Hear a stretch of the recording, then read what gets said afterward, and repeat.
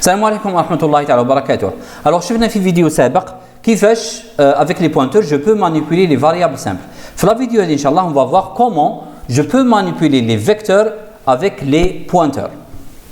Pour cela, on va considérer le programme suivant. Alors là, j'ai écrit une procédure P vecteur dans laquelle j'ai déclaré trois variables. Un vecteur A de taille 5, un entier I qui représente l'indice et un pointeur T vers un entier. D'accord? Maintenant, T va contenir l'adresse d'une variable de type entier. Ça. Alors, dès la déclaration de ces trois variables, il y a automatiquement une réservation de l'espace mémoire pour I, T et le vecteur A. Alors, maintenant, dans le programme TAI, je vais indiquer un ensemble d'instructions. La première instruction TANA consiste à faire un petit affichage d'un titre, de pointeur et vecteur. Donc, ceci va nous afficher sur l'écran de pointeur et vecteur. Ensuite, vous avez la prochaine instruction. T reçoit adresse de A de 0. Maintenant, le pointeur T va contenir l'adresse, le premier élément est le vecteur A. D'accord? Donc, ceci, bien sûr, va permettre à mettre l'adresse de A de 0 dans le pointeur T. Qui marche dans le schéma. Bien sûr, on peut écrire adresse de A de 0 comme je peux écrire directement A. Alors, je peux écrire A.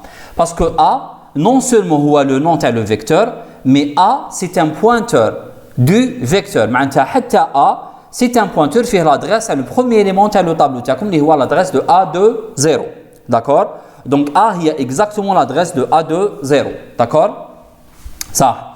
Ensuite, la prochaine instruction, c'est un affichage, dans laquelle je vais afficher deux choses. Donc, je vais afficher l'adresse de A de 0, combien? Et la valeur de T. Normalement, il a affiché la même chose parce que T contient l'adresse de A de 0. Donc, là, l'affichage est affiché comme adresse de A de 0, l'adresse qui est contenue dans le pointeur T. Là, c'est la même valeur. Ça, elle est écrite en hexadécimal sur 8 octets. D'accord? 8 octets en code hexadécimal. Ça, chaque chiffre, chaque position représente un chiffre hexadécimal, il y a 4 bits. Donc, si vous calculez le tout, il y a 8 octets. D'accord? Maintenant, le prochain affichage, je vais afficher la valeur de l'adresse de A de 1. Ça. On va afficher également la valeur de T plus 1. Ça. Normalement, l'adresse de A de 1, il y a l'adresse de A de 0, on a 4. Pourquoi? Parce qu'un entier, c'est-à-dire un entier est occupé 4 octets. Donc, A de 0 fait 4 octets. Donc, après 4 octets, on a l'adresse de A de 1. Donc, normalement, l'adresse de A de 1, c'est 22 FD F4. Ça. Nous voyons maintenant T plus 1, qu'est-ce que ça va donner? Là, on a l'affichage. Et bien, il affiche comme la même valeur. Là, on a l'adresse de A de 1, il y a T plus 1. Où je te fais maintenant? Tu fais que T plus 1, c'est l'adresse de A de 1. Donc, quand on a T plus 1, mais la valeur de T, c'est 1. Non. Ça veut dire quoi? Ça veut dire que vous avez T qui contient l'adresse à le premier élément. Donc, T plus 1, c'est l'adresse à le prochain élément, le deuxième élément. D'accord? Donc, plus 1, ça signifie l'adresse à le prochain élément de type entier. Et si vous ajoutez K, vous obtenez l'adresse à le prochain élément. Donc, c'est pour ça que vous avez 22 FDF4.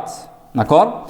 Maintenant, la prochaine instruction, je vais afficher l'adresse de A de 2 et également la valeur de T plus 2. Là, ce sont les mêmes valeurs. Donc, adresse à A de 2, il y a T plus 2. Donc, c'est la même chose. Ça veut dire que T plus 2, il y a la valeur de T plus 1, c'est-à-dire l'adresse qui représente T plus 1. La taille d'un entier, donc plus 4, comme F2, 22, FD, F8. Et le prochain affichage, j'affiche adresse de A de 3 avec T plus 3. Là, toujours, c'est les mêmes valeurs. Donc, c'est le 8 auquel j'ajoute 4 ou qui m'a un hexadécimal. 8 qui t'ajoute le 4, il y a comme C. D'accord? Me faut maintenant ça. Donc, on a comme 9, on va dire A, B, C. D'accord? Après 4 octets, donc, on a comme le C.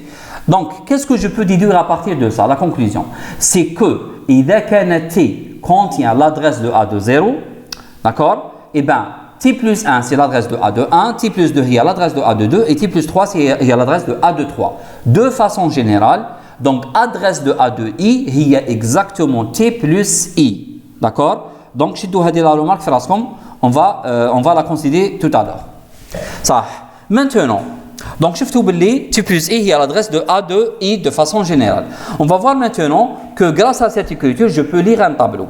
Donc, d'habitude, on lit un tableau en écrivant adresse de A de I. Ou comme on a vu tout à l'heure, adresse de A de I est T plus I. Donc, ceci vous donne donc une deuxième possibilité pour lire le tableau. Soit vous écrivez scanf%D T plus I, ou le scanf%D adresse de A de I. D'accord? C'est la même chose parce que T plus I est adresse de A de I. D'accord? Alors, exécutons la boucle. Au départ, I commence par 0. D'accord? Il y a affiché la donnée l'élément A2 pour son D. Pour son D, on peut afficher la valeur de I plus 1. Pourquoi I plus 1? Donc, c'est pour afficher 1 au lieu de 0. Il y a afficher la valeur de l'indice valable par rapport à l'utilisateur. Au lieu d'afficher à partir de 0, il affiche à partir de 1. D'accord? Donc, ceci va nous afficher, donner l'élément A de 1 parce qu'il y a 0. Ça, supposons que l'utilisateur a la valeur 1. Donc, sur l'écran, on va afficher, donner l'élément A de 1 où l'utilisateur a 1. Ça. Ensuite, on a comme le scanf. Dans le scanf, je vais lire la valeur de un élément, je vais la mettre dans l'adresse T plus I. Ou qui me suit T plus I, il y a T plus I, il y a 0. Ça correspond exactement à l'adresse de A de 0, qui est le premier élément. Maintenant, la valeur 1, elle sera stockée dans A de 0. La prochaine fois, comme le I passe à 1, dans ce cas-là, j'affiche donner l'élément A de 2. Et supposons que l'utilisateur atteint la valeur 2, elle sera stockée dans l'adresse T plus 1. T plus 1, c'est exactement l'adresse de A de 1. Donc, pour la deuxième cellule, je vais mettre le 2. Ensuite, la prochaine fois, I passe à 2, j'affiche donner l'élément A de 3. Ou supposons que l'utilisateur atteint la valeur 3, que je vais la mettre dans l'adresse T plus 2, qui est l'adresse de A de 2. C'est la troisième cellule. D'accord? Ensuite, la prochaine fois, I passe à 3, il va nous afficher donner l'élément A de 3, A de 4. Et supposons que l'utilisateur atteint la valeur 4, que je vais la stocker, la mettre dans T plus 3. T plus 3, c'est quoi exactement? C'est l'adresse de A de 3. Donc, c'est la quatrième cellule du vecteur A. Même bad, il passe à 4, il va nous afficher donner l'élément A de 5. Supposons que l'utilisateur atteint la valeur 5, qui va être stocké dans l'adresse T plus 4, liée à l'adresse de A de 4. C'est le cinquième élément. D'accord? Ensuite, il passe à 5. Là, on a est égal à 5, qui n'est pas inférieur à 5, donc on quitte la boucle. La prochaine instruction,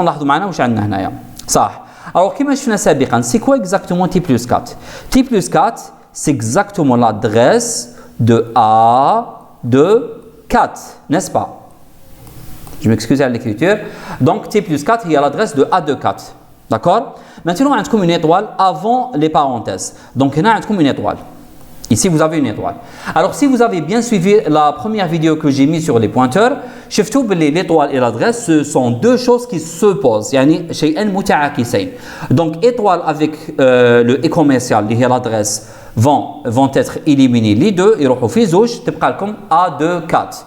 Donc, étoile T plus 4, il y a A de 4, c'est-à-dire le cinquième élément qui va recevoir moins 88. D'accord? Ensuite, comme A de 3, le quatrième élément va recevoir la valeur moins 99. Ça.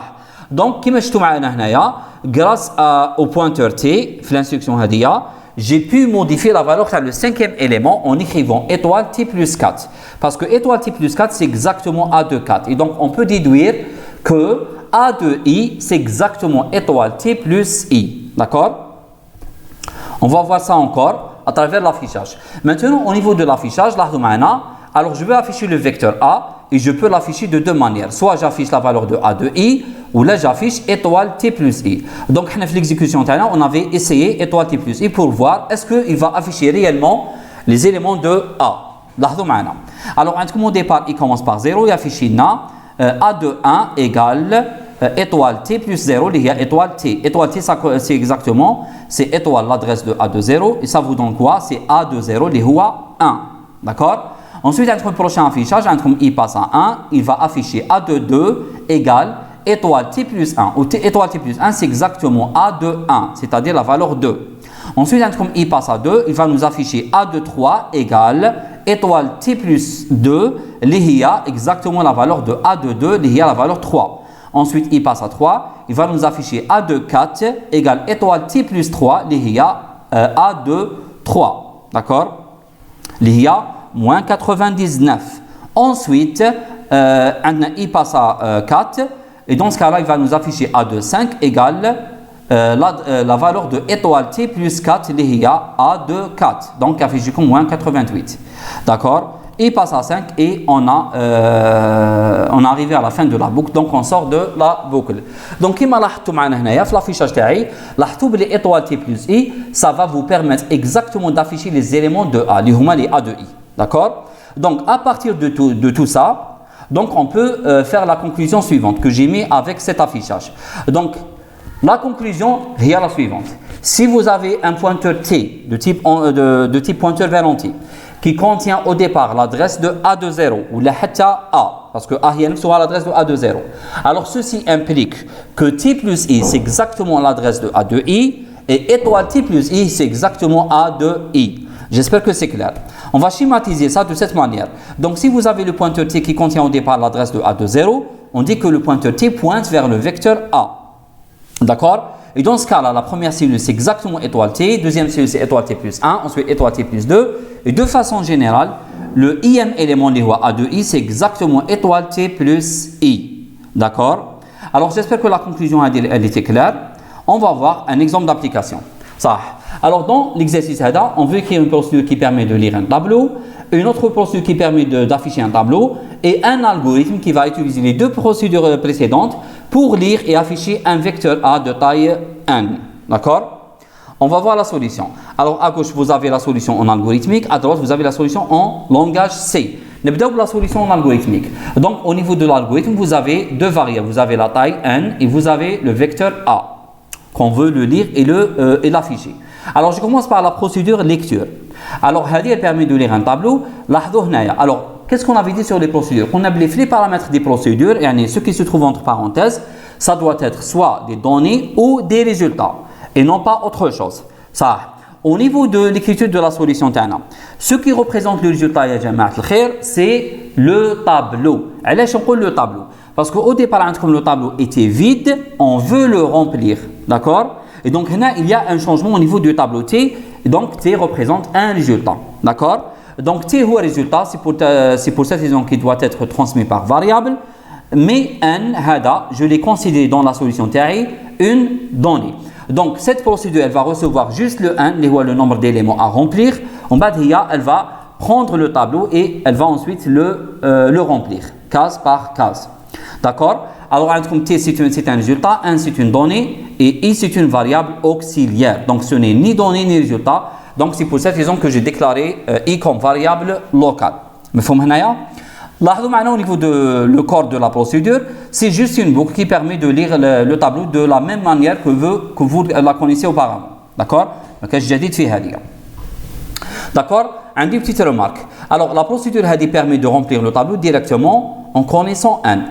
Il y a une autre écriture possible, c'est qu'on écrit ici var n, et dans ce cas-là, vous devez lire n, ensuite remplir le tableau. Alors, la solution TI, j'ai préféré faire ça. Donc, le n, je vais le lire au niveau de l'algorithme. En bas, je vais faire l'appel pour remplir le tableau. Je préfère faire ça. D'accord? Mais les deux écritures sont correctes. Donc, soit vous faites ça, et dans ce cas-là, l'algorithme, vous devez commencer par lire la taille, ensuite faire l'appel à la procédure lecture pour remplir le tableau, ou là, vous pouvez faire l'appel directement à la procédure lecture, mais dans ce cas-là, vous mettez var n, et avant de remplir le tableau, vous devez lire le n. Bien sûr, vous devez lire le n, bien sûr, avec répéter avec un contrôle. D'accord? Là, je préfère l'écriture hadia. Je préfère lire le n au niveau de l'algorithme et lire le tableau au niveau de la procédure. Alors, au niveau de la deuxième procédure, affichage, donc, je rappelle que l'affichage n'est jamais considéré comme un résultat. Donc, dans le cas de l'affichage, il n'y a aucun résultat. Il n'y a que des données. Et malgré ça, j'ai mis var devant T. Parce que si je ne mets pas var, alors, l'appel à la procédure, lorsque vous allez appeler la procédure affichage, il crée comme un deuxième vecteur copie le premier vecteur تاعكم on va يبدا يافيشي le deuxième vecteur. Donc vous allez avoir deux tableaux. Est-ce que c'est clair? Mais si je mets var, il va prendre le vecteur que j'ai, le vecteur اللي عندي منه يافيشي. Est-ce que c'est clair? Donc درنا شي هذا c'est pour gagner de l'espace mémoire. Au lieu d'avoir deux tableaux, qu'on a un seul tableau, donc je récupère les valeurs, on affiche sur l'écran.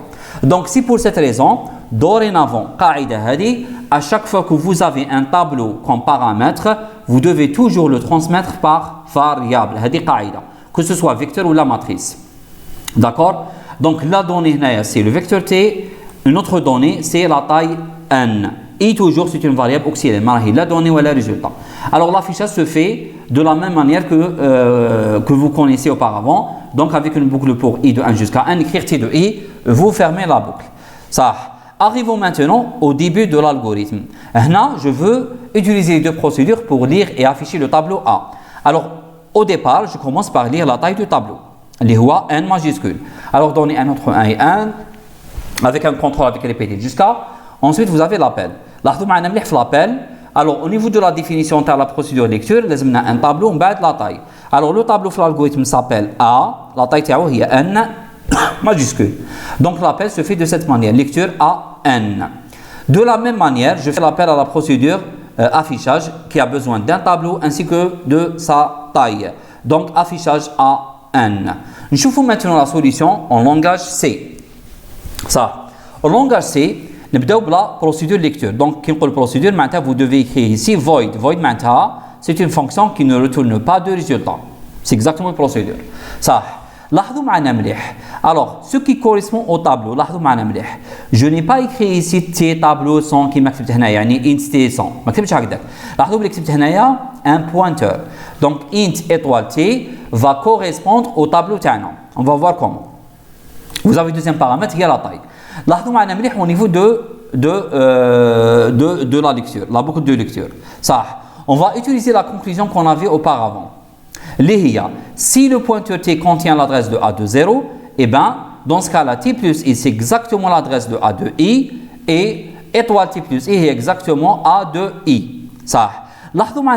Au niveau de l'appel, lorsque j'appelle la procédure de lecture, alors l'appel, on lecture A N, ou on lecture adresse de A de 0, N. Ça veut dire quoi? Ça veut dire que l'adresse de A de 0, elle sera transmise au pointeur T, يعني نبعثوها البوينتر T. وتكون عندنا هذه النتيجه دونك يكون عندكم تي فيها l'adresse de A de 0. Est-ce que c'est clair? صح. ومنه هنايا lorsque j'écris هنايا T plus I المقصود شنو هي؟ c'est l'adresse de A de I. Donc لاحظوا معنا في la solution تاعنا في la boucle for donnez un élément ومن بعد scan R%D soit vous écrivez adresse de T de I ou là تكتبوا la notation تاع les pointeurs T plus I. Donc كي تكتب T plus I ça correspond exactement à l'adresse de A de I. نفس الشيء كي تكتب adresse de T de I c'est la même chose. Est-ce que c'est clair?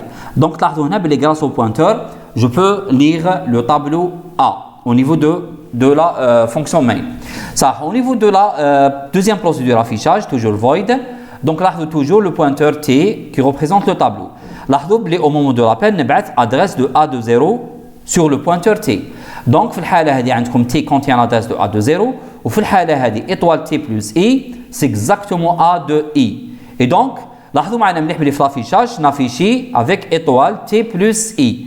Étoile T plus I ما يكون إلا A de I, c'est la valeur d'un élément du tableau A. Alors soit vous تكتبوا هنايا étoile T plus I ou تكتبوا T plus I, les deux écritures sont équivalentes, les deux écritures sont dans la même chose. مفهوم هنايا؟ هذه c'est clair. Donc au niveau de la fonction main كما قلنا, on doit commencer par lire n ou les appels se font de cette manière. Donc lecture A, N. Donc, soit tu bats A, qui est le pointeur, le vecteur A sur le pointeur T, ou là tu bats carrément l'adresse de A de 0, toujours au niveau du pointeur T. Même chose pour la procédure affichage. Donc, tu bats A, ou là tu bats adresse de A de 0. Alors, j'espère que la vidéo elle était claire. On se voit, Inch'Allah, dans les prochaines vidéos. Salam alaikum.